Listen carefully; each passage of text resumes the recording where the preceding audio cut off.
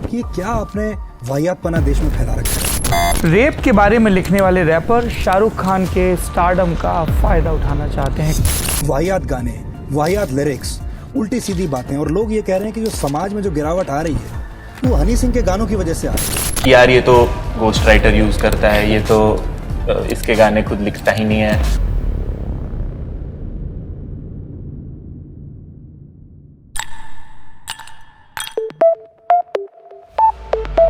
कुछ ऐसा ही हाल था उस पॉप स्टार का जो इंडियन म्यूजिक इंडस्ट्री में रिवॉल्यूशन लेकर आया था। सोचो हनी सिंह ही अगर पैदा हुआ ना होता तो फिर म्यूजिक इंडस्ट्री का रेवोल्यूशन ही नहीं होता। एक तरफ उसका मॉडर्न म्यूजिक लोगों को दीवाना बना रहा था,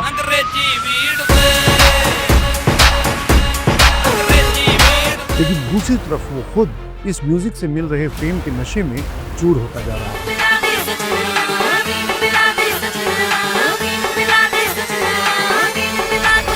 उसके रैप ने उसे रातों रात इंडियन म्यूजिक इंडस्ट्री का सबसे सफल स्टार बना दिया था। पहली बात तो ये जो तू टिकटॉक चलती है, माना ये सारी तेरी हाई हील्स। लेकिन उसकी चरस की लत ने उसे किंग ऑफ पॉप से किंग ऑफ कंट्रोवर्सी बना दिया। लेकिन जिंदगी के सबसे बुरे फेज में सालों तक इंडस्ट्री से गायब रहने के बाद भी उसके फैंस के दिलों में उसकी दीवानगी कभी कम नहीं हुई। फैन बेस मेरा जिम्मे कल्ट कोई। क्या राज था उसके लॉयल फैन बेस का, जिनकी लॉयल्टी ने उसकी वापसी की राह को आसान बना दिया। किस्सा में बात आज इसी पर।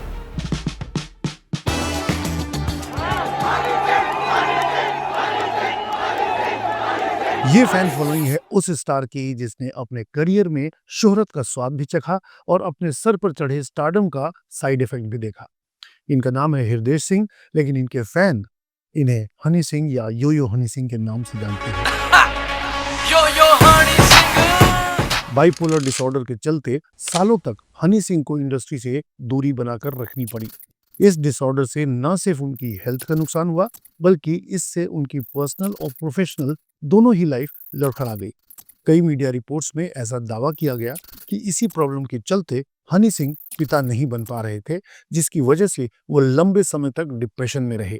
बताया जाता है कि डिप्रेशन के इस दौर में हनी की वाइफ शालिनी तलवार ने उनका बहुत साथ दिया।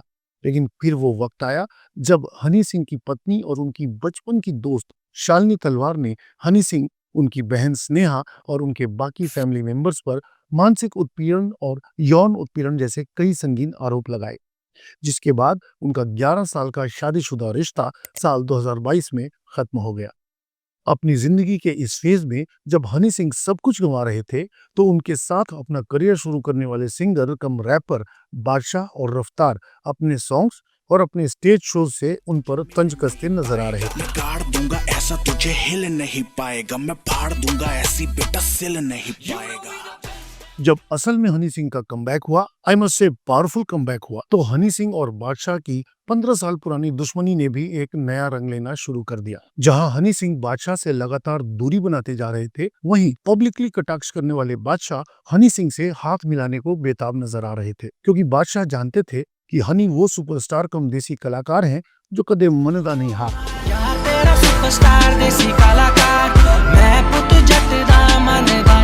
हनी सिंह वाकई वो देसी कलाकार हैं जिसने कभी भी हार नहीं मानी। वो ना तो किसी बड़े सिंगर या म्यूजिक कंपोजर की फैमिली से आते हैं और ना ही इंडस्ट्री में उनका कोई गॉडफादर है। उन्होंने इस इंडस्ट्री में जो भी हासिल किया वो महज अपनी मेहनत और टैलेंट के दम पर हासिल किया। कई बार उनके बोल्ड लिरिक्स को लेकर उन्हें मीडिया में ट्रोल किया गया, उनके सॉन्ग्स और कंसर्ट्स को बैन किया गया, उनके ड्रग एडिक्शन को लेकर उनकी इमेज स्पॉइल करने की कोशिश की गई। वाहियात गाने, वाहियात लिरिक्स, उल्टी सीधी बातें, और लोग ये कह रहे हैं कि जो समाज में जो गिरावट आ रही है वो हनी सिंह के गानों की वजह से आ रही है। लेकिन उन्होंने हर बार अपनी कमियों को ही अपनी ढाल के रूप में इस्तेमाल किया। मैं विद्वानों को देखता हूँ ज्यादातर, तो विद्वान जब बैक स्टेज बैठे होते हैं तो वो फुल उसी लैंग्वेज में बात करते हैं, और जैसे ही वो पब्लिक में आते हैं तो उनकी एक लिटरेचर बन जाती है। फिर चाहे उनके अश्लील लिरिक्स की बात हो या ड्रग एडिक्शन की, उन्होंने हमेशा खुद को ट्रांसपेरेंट रखा। एंटरटेनमेंट इंडस्ट्री में जहां लोग दोहरी जिंदगी जीते हैं, पर्दे पर चमकती उनकी तस्वीर अक्सर कैमरे के पीछे छुपी सच्चाई को ढक देती है। लेकिन इस ग्लैमर की दुनिया में हनी सिंह ने कभी खुद को पर्दे के पीछे नहीं रखा। I used to smoke hashish for 2.5 years like crazy man. Hashish, hashish ये क्या होता है? हैश जिसे बोलते हैं, चरस। उन्होंने अपनी जिंदगी के अच्छे और बुरे दोनों पहलुओं को सबके सामने लाने की हिम्मत दिखाई। अपनी कामयाबी के अलावा अपनी कमजोरियों को भी खुलकर दुनिया को बताया। और मैं 12-12 जॉइंट पीता था एक दिन के। लोग 2 पी लें तो खत्म हो जाए। शायद यही वजह है कि 7 साल तक इंडस्ट्री से गायब रहने के बाद भी लोगों के दिलों में उनके लिए प्यार जरा भी कम नहीं हुआ। उनके फैंस का जुड़ाव सिर्फ उनकी कला से नहीं, उनकी ईमानदारी से भी है। बड़ी है सोच मेरी, बड़े हैं प्लान्स, जो कुछ भी हूँ आज cause of my fans। 15 मार्च 1983 को कर्मपुरा दिल्ली की एक सिख फैमिली में जन्मे हनी सिंह यानी हृदेश सिंह को बचपन से ही म्यूजिक से बेशुमार प्यार था। अपने पापा की गैर रजामंदी के बाद भी उन्होंने म्यूजिक को अपना प्रोफेशन बनाने का डिसीजन लिया। स्कूल की पढ़ाई पूरी करने के बाद उन्होंने बीएससी आईटी में एडमिशन जरूर लिया, लेकिन क्लास अटेंड करने कॉलेज कभी नहीं जा पाए क्योंकि वो रात भर अपने कंप्यूटर पर म्यूजिक बीट्स बनाते थे और सुबह उसी रीमिक्स को अपने आसपास के डीजे वालों को देकर आते थे। यही करते करते 3 साल कब निकल गए उन्हें खुद पता ही नहीं चला। साल 2004 में हनी सिंह के पास एक मौका आया फुल एल्बम प्रोड्यूस करने का, जो बकिंगम बेस्ड म्यूजिक कंपनी ने उन्हें दिया था। इसी एल्बम के लिए वो 1 साल मुंबई में रहे और सिर्फ 21 साल की उम्र में उन्होंने अपना पहला रीमिक्स सॉन्ग लेकर हम दीवाना दिल मार्केट में रिलीज किया। लेकिन उनका ये पहला एल्बम बुरी तरह फ्लॉप हो गया और हनी वापस दिल्ली आ गए।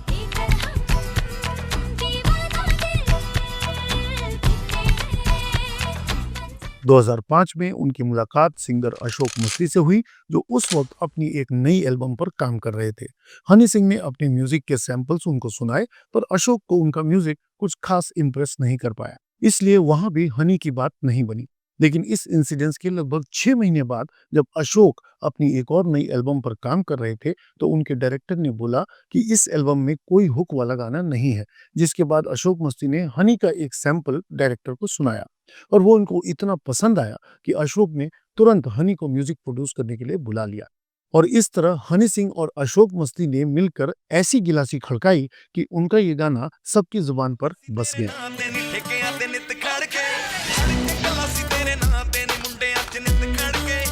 गिलासी के खड़कने से शुरू हुआ उनका ये सफर अगले कई साल तक ऐसे ही चलता रहा।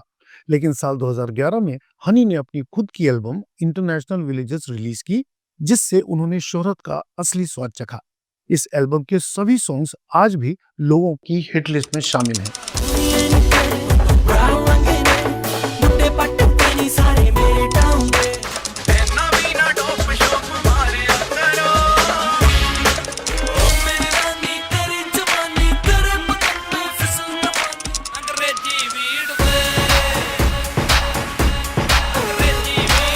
इंटरनेशनल विलेजर हनी सिंह की लाइफ में एक टर्निंग पॉइंट बनकर आया, क्योंकि इसके बाद ही हनी के पास बॉलीवुड से भी ऑफर्स आने शुरू हो गए थे। फिर क्या किंग शाहरुख खान और क्या बिग बी, हर कोई हनी के साथ काम करना चाहता था। उस वक्त फिल्म में हनी का एक गाना फिल्म के हिट होने की गारंटी हुआ करता था।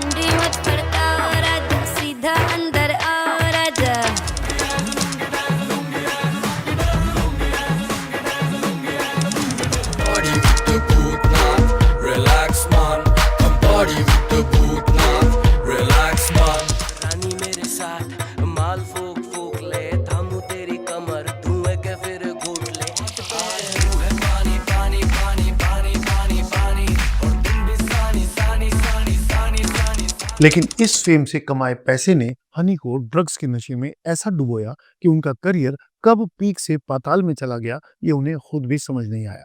उनके इस पतन की शुरुआत साल 2014 में हुई, जब हनी सिंह अमेरिका में परफॉर्म कर रहे थे, जिस दौरान उनको ऐसा लगा जैसे कि ऑडियंस उनको मार डालेगी, और इसी डर की वजह से वो परफॉर्म नहीं कर पाए और स्टेज से भाग गए। उनका ये डर उन पर इतना हावी था कि उन्होंने अपने आने वाले सारे कंसर्ट्स कैंसिल कर दिए। यही वो समय था जब हनी को पता चला कि उनको बाइपोलर डिसऑर्डर है।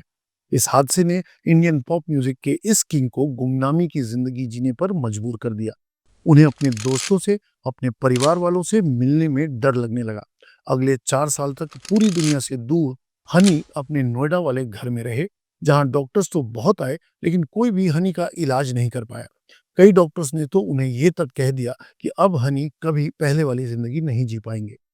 लेकिन फिर हनी ने दिल्ली के डॉक्टर राहुल मुरादा से कंसल्ट किया और लकीली उन्होंने हनी की इस प्रॉब्लम को डिटेक्ट करके उनका इलाज करना शुरू किया। हनी सिंह की जिंदगी में कंट्रोवर्सीज ने कभी भी उनका पीछा नहीं छोड़ा, इसीलिए उन्हें किंग ऑफ कंट्रोवर्सीज का टैग भी दिया जाता रहा है, क्योंकि उनकी कंट्रोवर्सीज किसी एक टॉपिक पर नहीं थी। कभी ड्रग्स और अल्कोहल कंजम्पशन के लिए, कभी रेप एनकरेज करने के लिए, तो कभी यूथ पर नेगेटिव इम्पैक्ट के लिए, और कभी सैटेनिक पावर्स को प्रमोट करने के लिए भी। पर हनी ने कभी भी किसी बात पर अपनी कोई सफाई नहीं दी, और शायद यही वो वजह बन गई कि ऑडियंस ने उनकी हर बात पर भरोसा कर लिया और जो न्यूज चैनल्स ने उनके बारे में दिखाया उस पर बिल्कुल भरोसा नहीं किया। हनी सिंह 2014 के एल्बम देसी कलाकार के बाद से म्यूजिक इंडस्ट्री से गायब हो गए थे। बीच में उनके कुछ गाने आए पर वो लाइमलाइट में नहीं आए, जिसके चलते लोगों के बीच में ये अफवाह फैल गई कि हनी सिंह अपनी excess consumption of drugs and alcohol की वजह से रिहैब सेंटर में है। लेकिन इस पर हनी सिंह या उनकी फैमिली की तरफ से भी कभी कोई स्टेटमेंट नहीं आया।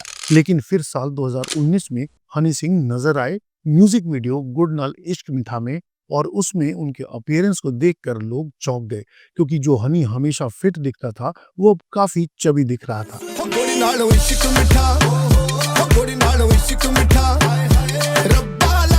और इसके बाद हनी फिर से कुछ सालों के लिए कैमरे के सामने से गायब हो गए। अब जब सबको ये लग रहा था कि हनी को सब भूल चुके हैं, तब 2023 में हनी ने अपना एल्बम हनी 3.0 रिलीज करके साबित कर दिया कि हनी यादों में नहीं, अपने फैंस के दिलों में और अपने हेटर्स के दिमाग में राज करते हैं। 10 साल हो गया अज भी ਉਹਨਾਂ ਦੇ ਜ਼ੇਨ ਚ ਮੈਂ ਰੈਂਟ ਫ੍ਰੀ फैन बेस मेरा जिਵੇਂ कल्ट कोई 9 साल बाद रिलीज हुई उनकी इस नई एल्बम के बाद हनी मीडिया के सामने नजर आने लगे और कई यूट्यूबर्स के पॉडकास्ट पर फीचर हुए, जहां उन्होंने लोगों के हर सवाल का मुंहतोड़ जवाब दिया, और वो भी बिना कुछ छुपाए। हनी की वापसी के 1 महीने बाद ही ये खबर आई कि हनी सिंह ने अपनी बचपन की दोस्त और वाइफ शालिनी से 11 साल की शादी के बाद डिवोर्स ले लिया है।